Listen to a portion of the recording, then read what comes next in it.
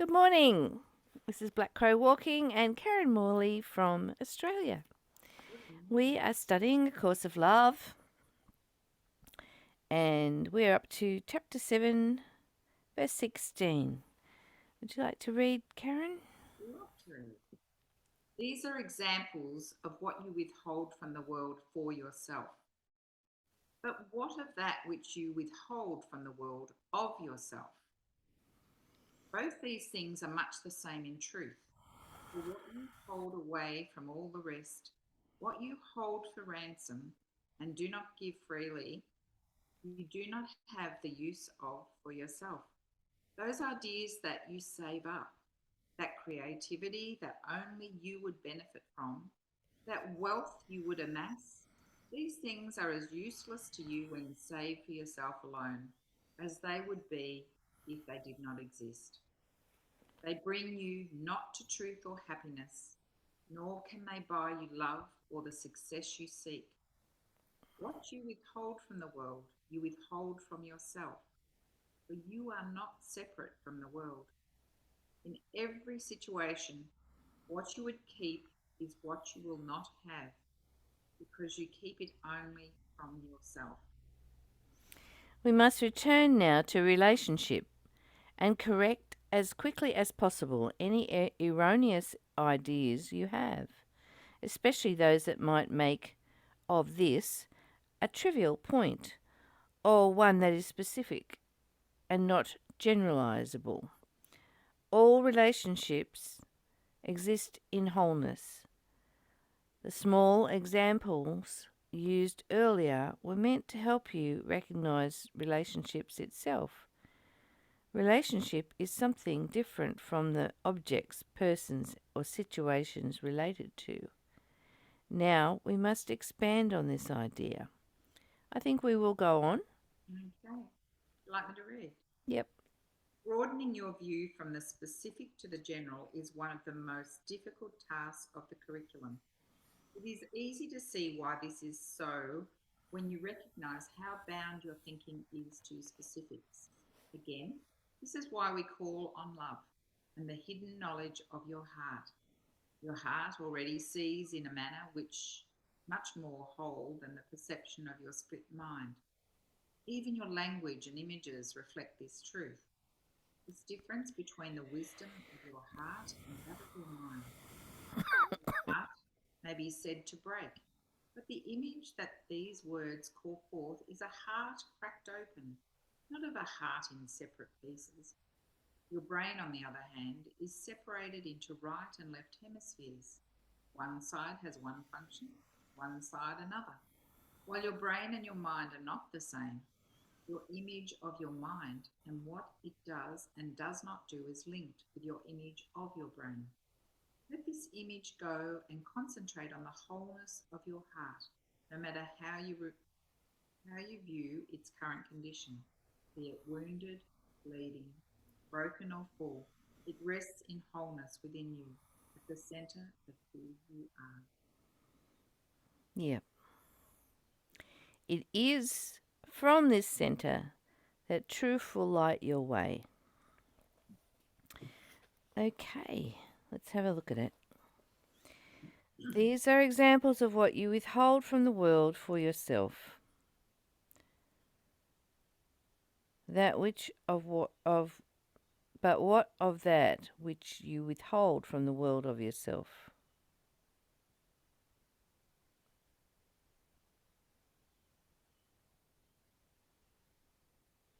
So I'm interpreting from that, you're keeping things for yourself, and you're also not revealing about yourself, of yourself. You're holding that back, the essence of who you are. Both these things are much the same in truth. For what you hold away from the rest, what you hold for ransom, what you do not and do not freely give, you do not have the use of for yourself. Well, I wonder if that means like if you put money in the bank and never use it, or what are they talking about, Karen? For me, I'm looking at that as that you're holding tight onto things and not freely giving of yourself and the generosity within you, not necessarily generous in money terms or anything, but the generosity of spirit, of the essence of who you are. And in not doing that and keeping it to yourself, you're actually not benefiting anyone. You're not benefiting any other person. You're not benefiting yourself. It's as if it doesn't exist and it's not being used. So that leaves a very empty feeling in my mind that I really need to be sharing, not becoming a hermit and just holding things within or keeping things around me, protecting all of those things. Maybe it's protection too. You know, protection comes up there for me, thinking of, well, if I withhold certain information, I will protect myself and I won't get hurt. You know, that's protecting information about myself, who I am as a person. Well, they might not like that. But if you don't share it, how can you have a relationship with others? Mm. Yeah, but I think that applies to money too. Like, Hmm. how many people do you know that are really rich but very stingy, even with themselves? And I understood why some people are like that, that have had a childhood where they've had nothing and suddenly they've got everything and they want to save it, they want to keep it, they want to hold it tight to themselves. Um, and yeah, and I mean, even anything that we have, like, you hear these stories about really poor families, and along comes a visitor and they give them the food, they give them what they've got. And it always makes us feel good to read those stories, So a generous heart, a Mm-hmm. generous hand, you know, generous in lots of things. See, interesting. I'm going to look at that today and have a look at where I can be generous and where I'm holding things to myself. Those ideas that you save up, that creativity that only you would benefit from, that wealth you would amass, these things are as useless in when you save for yourself alone as they would be if they did not exist. Mm-hmm. Well, Karen, I have a storage room full of 300 paintings that I am doing nothing with because I'm writing a book. And I often think, when I was talking to my dad, who's also an artist, and he was saying, I said to him, "What do you want me to do with your paintings, Dad?" And he said, "Get a skip. Get a skip. Throw them out. They're worthless, you know." And, we spend our entire life trying to sell our work. And in the end, we get a skip, you know. Really made me wake up to quite a lot of things when I heard him say that. So, yeah. I think I'm thinking of things that I hold on to where they're in a storage unit or in the garage and I'm not using them. And why have I still got them there where somebody could be really enjoying them Mm, and they could be a benefit to somebody? So changing that frame in my mind is really important to go, who could this benefit, and just pass it on. yeah. Mm.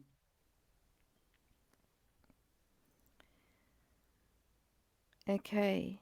So when we're amassing these things, they become useless. Mhm. They bring you not to truth or happiness, nor can they buy you love or the success you seek. What you withhold from the world, you withhold from yourself, for you are not separate from the world. In every situation, what you would keep is what you will not have, because you keep it only for yourself. I'm thinking of all the things that maybe one day I'll do, or maybe one day I'll fit into those clothes. That whole mentality of maybe one day. One day I'll get back to art, one day I will. You must return now to relationship and correct as quickly as possible any erroneous ideas you have, especially those that might make of this a trivial point or one that is specific or not and not generalizable. All relationships exist in wholeness. The small example used earlier were meant to help you recognize relationships itself. Relationship as something different from the objects, persons, or situations related to. Now we must expand on this idea. So, what is different? What am I missing here, Karen? Yeah. Or relationships exist in wholeness. Yeah. What does that mean? Relationships exist in wholeness. I think if we truly are in relationship, then what's surfacing for me is that I will have that sense of wholeness, that others around me will have that sense of wholeness, that we are part of one. So that is all that pops up for me there. But it's important to have relationship. I found it difficult to understand the relationship as something different from objects, persons, or situations, because I would include all of that as part of a whole. Well, then let's go on and see if the next bit brings it to light for us. Broadening your view from the specific to the general is one of the most difficult tasks of the curriculum. It is easy to see why this is so when you recognize how bound your thinking is to specifics. I'm sensing there for me that specifics are an object or a person or a thing. So if I want to clarify for myself, it's more of a way of being rather than a specific thing, a specific person, a specific situation. Again, this is why we call on love and the hidden knowledge of your heart. Your heart already sees, in a manner, much more whole than the perception of the split mind. Even your language and images reflect this truth, this difference between the wisdom of your heart and that of your mind. Your heart may be said to break, but the image that those words call forth is a heart cracked open, not a heart in separate pieces. Wow, I get a beautiful image there of a heart cracked open, being not destructive, but of expanding and opening. And I see a heart, I've got a visual image of a heart with light pouring forth from it, rather than the image of shattered, which means that it's not whole.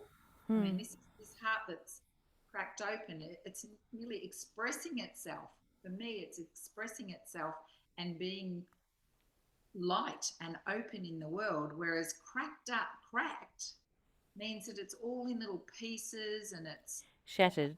no, Yeah. nothing there. Yeah. Yeah, and we do have moments in our life where we think our heart is broken, but physically it's not broken. And so what is it that's broken? That's what we really need. And I think it's our thinking. Our attachments are broken. Our expectations are broken. And all those things are coming from the mind. The mind is telling you that your heart is broken. Whereas in actual fact, it's not broken. It is the only thing that's really whole. It's the only thing that brings the truth um, into the world. And so let your heart break. Let it break open, and let it be open to whatever you experience. Even the ending of a relationship, because you don't know what's coming. You don't know the growth that's going to come from that. Exactly. And to me, maybe it would be, I prefer to see an image of shattered thoughts rather than a shattered heart. So maybe when those situations occur, like the end of a relationship or something disappointing has happened, and so disappointing that you feel you can't go on, that really it is shattering those thoughts that are holding you to that. Hmm. And it's opening the heart to be more expansive and to see, well, you know, what's come from this? There's beauty that has come from this, and there's more. Hmm. So I prefer to see the image of shattered thoughts.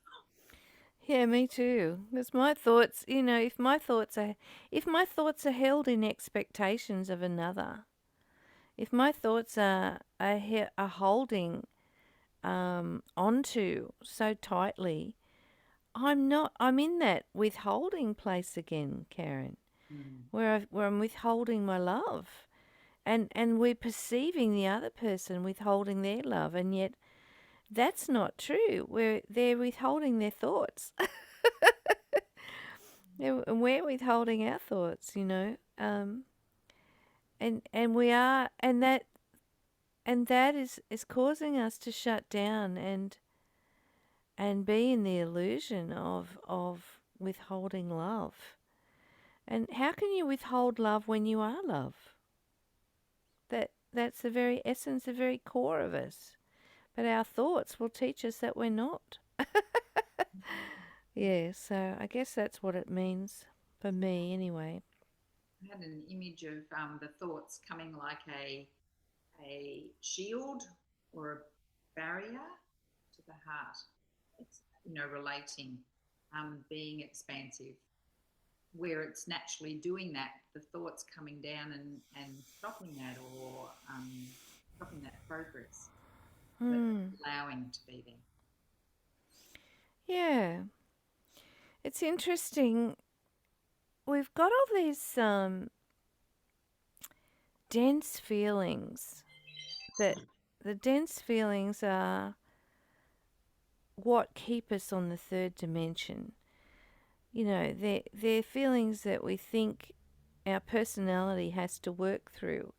It's all an illusion, but things like frustration and anger and irritation and rejection, all those dense energy words that our brain convinces us to roll around in stories about, because we're feeling those things. And yet that feeling can only last 15 seconds unless we feed it with a story. And what if we weren't to feed it with a story and we were just to say, welcome feeling, I'm watching you. Welcome rejection, I'm watching you. Welcome frustration, I'm watching you. There's my old friend frustration. Oh, hello. And just recognizing it and seeing where it wants to go in the body, and is it in the heart or is it in the head? And then just letting it pass through, as if it was train, just like a train window, just passing through. And remembering that we are love and that the other person is love. And we're just in our mind stuff, really. I think that the recognition of mind stuff, I think when we can recognize it like that, Karen, it's just makes life a whole lot easier. Oh, I'm in my head again. Oh, I'm in my head again. Stop it. I like this. Stop it. Your brain, on the other hand, is separated into right and left hemispheres. One side has one function and one side has another function. So it's your right brain affects your left side of your body, and your right brain is female, and it's the intuitive. That's right, isn't it? Mm. It's the intuitive and the creative side of you, the musical side, the soft, gentle, passionate side. And the left brain is the doer, the action, the male. It's the part of you that puts into action what the female knows, what the right brain knows. But it's also scientific and calculating and loves to work things out, loves to put things into action. So you've got those two different sides doing different things, Karen. And I remember for a long time I only ever used my right brain because I was an artist, I was a poet, I still am. And one day I got a job working in a radio studio. Not radio. Yeah, radio. 2BBB at Bellingen. And I suddenly had this massive panel in front of me, which I had to problem solve in 10 minutes, or a car horn would go off in the station. Because if I'd been off air for 10 seconds, that's what happens. This car horn goes off, and it was so embarrassing. And everybody would run from all parts of the studio and help me get back on air. And so I had to learn to problem solve, which is the left brain. I had to learn to problem solve within 10 seconds, and it was so good for me to activate that side of my brain. And now I have this whiteboard in my head, and I love the whiteboard. I love problem solving. So, yeah, interesting that we sometimes can use our brains from a point of view of separation, really. What's looking at things, but what if we could look at things from both points of view? Mm. While your brain and your mind are not the same, your image of your mind and what it does and or does not do is linked with your image of your brain. Let this image go and concentrate on the wholeness of your heart, no matter how you view its current situation. It be wounded, bleeding, broken, or full, it rests in the wholeness within you, in the center of who you are. So we just need to let go of the illusion, really, and remember that our heart is whole and capable of loving all the time. Mm. And I What? think you said too about the recognizing, so being aware. So being aware that the thoughts are coming, the emotions are coming, the different parts are coming in, and just observing it and going, oh, you're there again.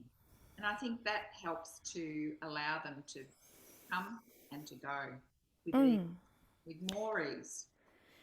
And it's also about what's on the throne. What are we putting on the throne in our heart? Is it our mind? If our mind's in control, we're going to have chaos. If our emotions are in control, we're going to have chaos. Our emotions are simply a signal box to stop and say, hey, let's have a look at what's going on here. Why am I feeling angry? Why am I feeling frustrated? That's just a signal box. And it's not who we are. Sometimes we think I am angry. No way, you're not angry. You're feeling angry in this moment, but you're not angry. It's not who you are. And so who are you? You are a loving being. You are this being that's totally love and capable of giving that love to all that you meet. And not withholding it from yourself either. Mm. It is from this center that truth will light your way. That brings me great peace and joy to know that I don't have to think my way out of it. That's right. And I think the image that you brought through before about the cracked heart and this light coming out, we really are light beings when we're not suffering in the denseness Mm. of all those emotions that we think we are. You know,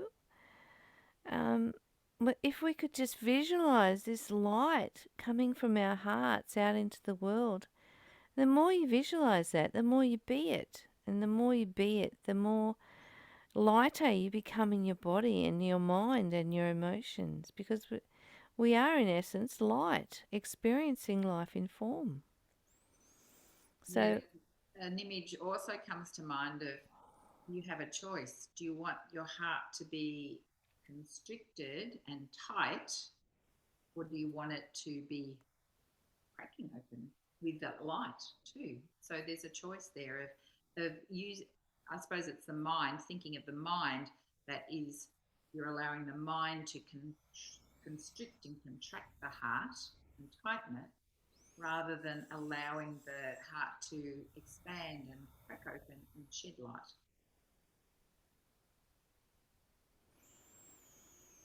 mm. And is it all just our thoughts? Is our heart just doing what it's supposed to do anyway? despite us, despite our thoughts about withholding and constricting, you Mm. know, it's just maybe it's just waking up, Karen. Waking up. Time to wake. Time to be the truth of you. And what's that last sentence say? It is from the centre that truth will light your way.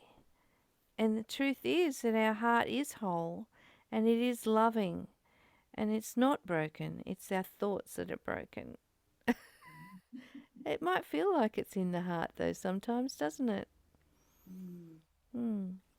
Mm. Been a long time since I had a broken heart. However, I do have a broken heart physically.